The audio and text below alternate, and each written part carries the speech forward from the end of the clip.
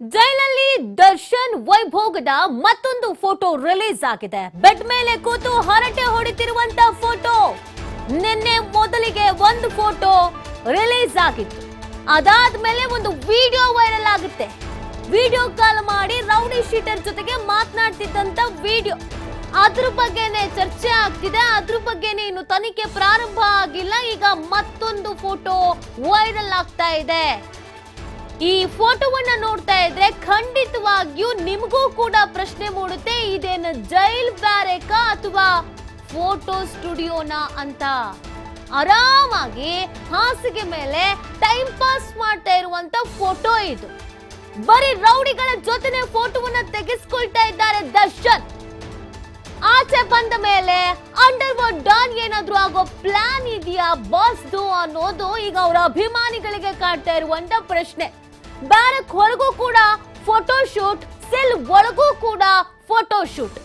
ಅಭಿಮಾನಿಗಳಿಗಾಗಿ ದರ್ಶನ್ ಅವರೇ photo release ಮಾಡಿಸ್ಕೊಂಡ್ರ. ನಾನು ಆರಾಮಾಗಿದ್ದೀನಿ, ನೀವೇನ್ ಚಿಂತೆ ಮಾಡಬೇಡಿ, ನನ್ನನ್ನು ಯಾರೂ ಏನು ಮಾಡಕ್ಕಾಗಲ್ಲ, ಊಟ ಇಲ್ದೆ, ನಿದ್ದೆ ಇಲ್ದೆ, ತಿಂಡಿ ಇಲ್ದೆ ನಾನು ಸ್ವರ್ಗ ಹೋಗಿಲ್ಲ, ನೀವು ಚೆನ್ನಾಗಿರಿ ಅಂತ ತೋರಿಸ್ಕೊಳ್ಳೋದಕ್ಕೆ ಅಂತ ಫೋಟೋವನ್ನ ರಿಲೀಸ್ ಮಾಡಿಸ್ಕೊಂಡ್ರ ಅನ್ನೋದು ಕೂಡ ಈಗ ಅನುಮಾನ. ನಾನು ಜೈಲಲ್ಲಿ ಬಿಂದಾಸ್ ಆಗಿದ್ದೀನಿ ಅನ್ನುವಂತ ಸಂದೇಶವನ್ನ ರವಾನೆ ಮಾಡೋದಕ್ಕೆ ಅಂತಾನೆ ಈ ರೀತಿಯಾಗಿ ಮಾಡ್ತಾ ಇದ್ದಾರಾ?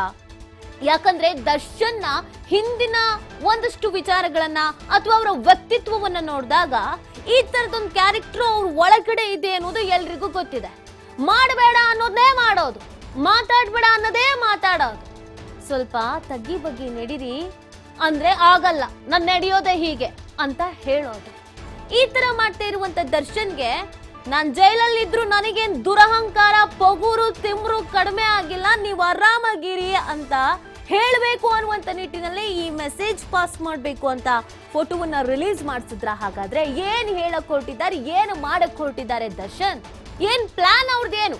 ಯಾಕಂದ್ರೆ ನಾನು ಆಗ್ಲೇ ನಮ್ಮ ರಿಪೋರ್ಟರಿಗೆ ಕ್ವಶನ್ ಕೇಳ್ತಾ ಇದ್ದೆ, ಯಾಕೆ ಬರೀ ಇವ್ರು ರೌಡಿಗಳು ಸಹವಾಸ ಮಾಡ್ತಾ ಇದ್ದಾರೆ ಅಂತ. ಅವ್ರು ಹೇಳ್ತಾ ಇದ್ರು ಜೈಲು ಅಂತಂದ್ರೆ ಅಲ್ಲಿ ರೌಡಿಗಳು ಇರ್ತಾರೆ, ಆ ಕಾರಣಕ್ಕಾಗಿ ಜೊತೆ ಕಾಣಿಸ್ಕೊಳ್ತಿದ್ದಾರೆ ಅಂತ.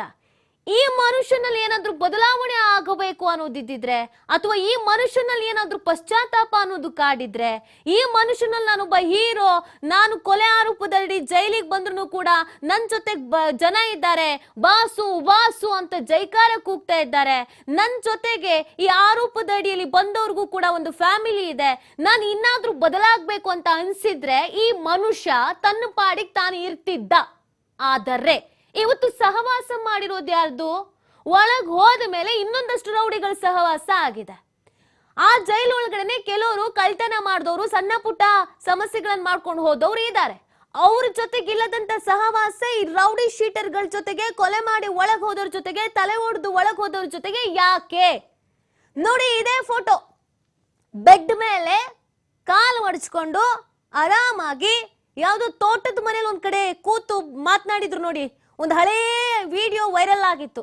ತೋಟದಲ್ಲಿ ಕೂತು ಒಂದು ಚಿಕ್ಕ ಮಗು ಜೊತೆಗೆ ಕೆಲವೊಂದಷ್ಟು ಅವಾಚ್ಯ ಶಬ್ದಗಳನ್ನ ಬಳಕೆ ಮಾಡಿ ಮಾತನಾಡಿದ್ರು. ಸೇಮ್ ಅದೇ ಸ್ಟೈಲ್ ಅಲ್ಲಿ ಕೂತು ಮಾತನಾಡ್ತಾ ಇರುವಂತ ಫೋಟೋ ಇದು. ಈ ಫೋಟೋ ಈಗ ವೈರಲ್ ಆಗ್ತಾ ಇದೆ.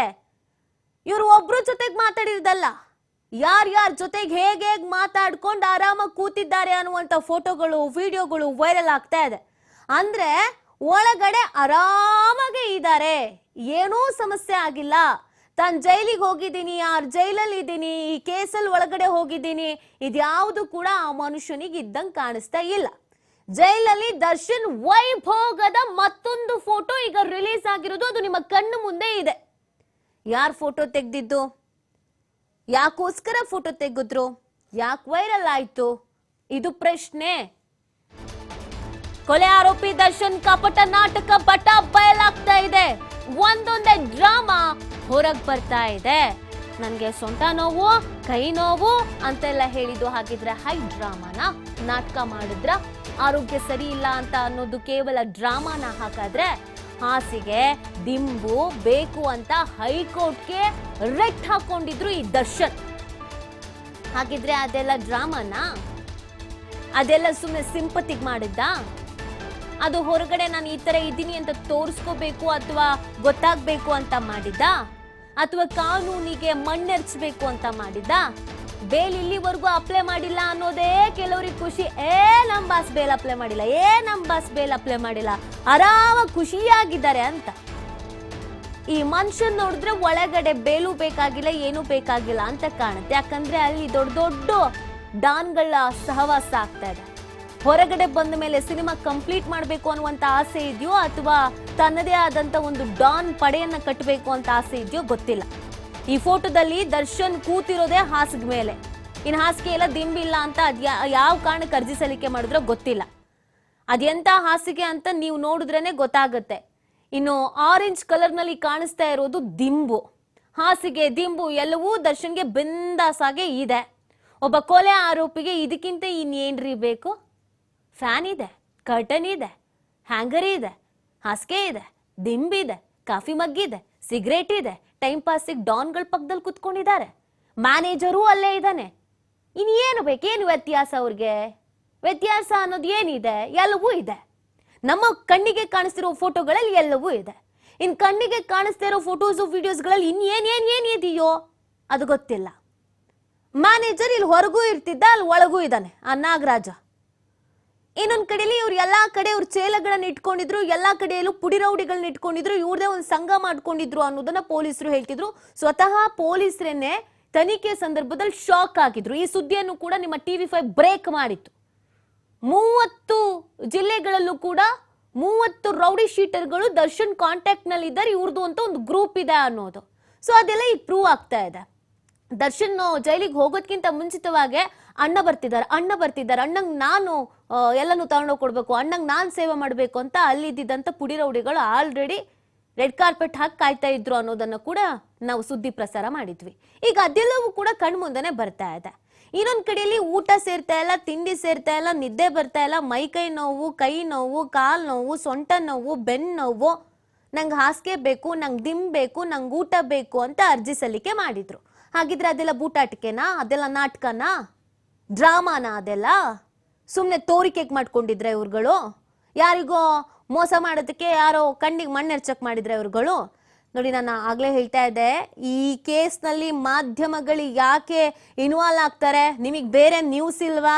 TRP ಬರುತ್ತೆ, ಅದಕ್ಕೆ ಹಂಗೆ ಮಾಡ್ತೀರಾ, ಹಿಂಗೆ ಮಾಡ್ತೀರಾ ಅಂತ ವಿತಂಡವಾದ ಮಾಡೋರಿಗೆ ಈ ಕೇಸ್ನಲ್ಲಿ ಏನಾದ್ರು ಮಾಧ್ಯಮ ಹೆಚ್ಚಿನ ರೀತಿಯಲ್ಲಿ ಕಣ್ಣು ಇಟ್ಟಿಲ್ಲ ಅಂದಿದ್ರೆ ಇವತ್ತು ಜೈಲಿಗೆ ಹೋಗಿ ಬಂದ್ರಲ್ಲ ಒಬ್ರೊಬ್ರೆ ಹೀರೋಯಿನ್ಸು, ಹೀರೋಗಳು, ಅಕ್ಕ ಅಣ್ಣ ಅಂದೋರು, ಬಾಸ್ ಅಂದೋರು ಎಲ್ಲ, ಇವರೆಲ್ಲ 1 kg ಮಟನ್ನು, ಚಿಕನ್ನು, ಮೊಟ್ಟೆ ಏನೇನ್ ಬೇಕೋ ಎಲ್ಲ ತಗೊಂಡೋಗಿ ನೇರಾನೇ ಕೊಟ್ಟಿರೋರು. ಆದ್ರೆ ಅದಾಗ್ತಿಲ್ಲ ಅಂದ್ರೆ ಅದಕ್ಕೆ ಕಾರಣ ಮಾಧ್ಯಮ. ನಾ ಅತ್ತಂಗ್ ಮಾಡ್ತೀನಿ, ನೀನ್ ಹೊಡೆದಂಗ್ ಮಾಡು ಅನ್ನೋದೊಂದು ಗಾದೆ ಇದೆ. ಬೆಂಗಳೂರು ಜೈಲಿನ ಅಧಿಕಾರಿಗಳ ಮತ್ತೊಂದು ಕರ್ಮಕಾಂಡ ಈ ಗಾದೆಗೆ ಹೇಳಿ ಮಾಡಿಸ್ದಂಗ್ ಕಾಣಿಸ್ತಾ ಇದೆ. ಜನರ ಸರ್ಕಾರದ ಕಣ್ಣಿಗೆ ಮಣ್ಣೆರಚೋಕೆ ಜೈಲಿನ ಅಧಿಕಾರಿಗಳು ಡಬಲ್ಗೆ ಮಾಡ್ತಾ ಇದ್ದಾರಾ? ದರ್ಶನ್ಗೆ ಎಲ್ಲ ಫೆಸಿಲಿಟಿ ಕೊಟ್ಟು ಹೊರ ಜಗತ್ತಿಗೆ ಸೀತೆ ವೇಷದ ಪೋಸ್ ಅನ್ನ ಹಾಕೊಂಡಿದ್ದಾರಾ? ಹಾಸಿಗೆ, ದಿಂಬು, ಊಟ, ಸಿಗರೇಟು, ಎಣ್ಣೆ ಎಲ್ಲಾ ಕೊಟ್ಟ ಮೇಲೆ ಇನ್ನೇನಿದೆ? ಅದೊಂದು ಬಾಕಿ ಇತ್ತು ಅಷ್ಟೇ. ಯಾರಿಗ್ ಗೊತ್ತೋ ಅದನ್ನು ಮಾಡ್ತಿದಾರೋ ಏನೋ ಗೊತ್ತಿಲ್ಲ. ಹೈಕೋರ್ಟ್ಗೆ ಚಳ್ಳೆ ಹಣ್ಣು ತಿನ್ಸಿದ ಐನಾತಿ ಜೈಲಿನ ಅಧಿಕಾರಿಗಳು ದರ್ಶನ್ಗೆ ಏನೂ ಆಗಿಲ್ಲ, ಯಾವ ಫೆಸಿಲಿಟಿಯೂ ಬೇಡ ಅಂತ ರಿಪೋರ್ಟ್ ಬೇರೆ ಕೊಡ್ತಾರೆ. ಹೈಕೋರ್ಟ್ಗೆ ದರ್ಶನ್ಗೆ ಯಾವ ಫೆಸಿಲಿಟಿಯೂ ಬೇಡ ಅಂತ ವರದಿ ಹೋಗುತ್ತೆ. ಕೊಡೋದೆಲ್ಲ ಕೊಟ್ಟಿದ್ದೀರಾ ತಾನೆ, ಇನ್ಯಾಕೆ ನೀವು ಕೋರ್ಟಿಗೂ ಯಾಮಾರಿಸೋ ಕೆಲಸ ಮಾಡ್ತಾ ಇದ್ದೀರಾ? ಎಲ್ಲನೂ ಇದೆ. ಸಿಗರೇಟೇ ಕೊಟ್ಟಿದ್ದೀರಾ, ಡಾನ್ಗಳ ಜೊತೆಗೆ ಮಾತಾಡಕ್ಕೆ ಬಿಟ್ಟಿದ್ದೀರಾ, ಕೊಲೆ ಮಾಡಿ ಹೋದವ್ರ ಜೊತೆನೆಲ್ಲ ಒಂದು ಗ್ಯಾಂಗ್ ಮಾಡ್ಕೊಂಡು ಮಾತಾಡೋ ತರ ಮಾಡಿದ್ದೀರಾ. ಹಾಸಿಗೆ ಕೊಟ್ಟಿದ್ದೀರಾ, ದಿಂಬ್ ಕೊಟ್ಟಿದ್ದೀರಾ, ಫ್ಯಾನ್ ಕೊಟ್ಟಿದ್ದೀರಾ, ಅದ್ಭುತವಾದ ರೂಮ್ ಕೊಟ್ಟಿದ್ದೀರಾ, ಒಂದು ರೌಂಡ್ ಟೇಬಲ್ ಕೊಟ್ಟಿದ್ದೀರಾ, ಕುತ್ಕೊಂಡು ಬಿಂದಾಸಾಗಿ ಮಾತಾಡೋದಕ್ಕೆ ಒಂದು ಪಾರ್ಕ್ ತರ ಅಲ್ಲಿ ರೆಡಿ ಮಾಡಿ ಕೊಟ್ಟಿದ್ದೀರಾ. ಇನ್ನೇನು ಬೇಕು ಇವ್ರಿಗೆ? ಎಲ್ಲಾನು ಕೊಟ್ಟಿದ್ದೀರಾ ಅಂತ ಅಂದ್ಮೇಲೆ ಮತ್ತಿನ್ಯಾಕೆ ಈ ನಾಟಕಗಳು ಮಾಡಬೇಕು? ಜನರು ಕಣ್ಣಿಗೆ ಮಣ್ಣೆರ್ಚೋ ಕೆಲಸ ಮಾಡ್ತಾ ಇದ್ದೀರಾ? ಕಾನೂನಿನ ಒಳಗೆ ಇದ್ದು ಕಾನೂನಿಗೆ ಮಣ್ಣೆರ್ಚೋ ಕೆಲಸವನ್ನ ಮಾಡ್ತಾ ಇದ್ದೀರಾ? ಈ ತರದೊಂದು ಬಾಳ್ಬೇಕಾ? ಇವತ್ತು ಫೋಟೋ ವೈರಲ್ ಆಗ್ತಾ ಇದೆ ಅಥವಾ ಈ ತರದೊಂದು ಫೋಟೋ ಸಿಗ್ತಾ ಇದೆ, ಹಾಗಾಗಿ ಜೈಲಲ್ಲಿ ಏನ್ ನಾಟಕಗಳು ನಡೆಯುತ್ತೆ ಅನ್ನೋದು ಜನರಿಗೆ ಗೊತ್ತಾಗ್ತಾ ಇದೆ. ಅಕಸ್ಮಾತ್ ಇದು ರಿಲೀಸ್ ಆಗಿಲ್ಲ ಅಂತಂದ್ರೆ ಗೊತ್ತೇ ಆಗ್ತಿರ್ಲಿಲ್ವಲ್ಲ. ಹಾಗಿದ್ರೆ ಜೈಲಿಗೆ ಯಾವ ಕಾರಣಕ್ಕೆ ನೀವು ಕರ್ಕೊಂಡು ಹೋಗ್ತೀರಾ? ಜೈಲಿಗೆ ಹಾಕೋದು ಅನ್ನೋ ಒಂದು ಕಾನೂನು ಯಾಕೆ ಬೇಕು? ಇವ್ರದೇ ಫಾರ್ಮ್ ಹೌಸ್ ಇದೆಯಲ್ಲ, ಅಲ್ಲಿಗೆ ಕಳಿಸಿ, ನೀವು ಹೋಗಿ ಕಾಯಿರಿ, ಅದೇ ಬೆಟರ್ ಅಲ್ವಾ? ಇಲ್ಲಿ ಕಾಫಿ ಕಪ್ ಇದೆ, ಅಲ್ಲಿ ಬೇರೆ ಕಪ್ ಇರ್ತಿತ್ತು ಇವ್ರದ್ದು ಫಾರ್ಮ್ ಹೌಸ್ ಆಗಿದ್ರೆ.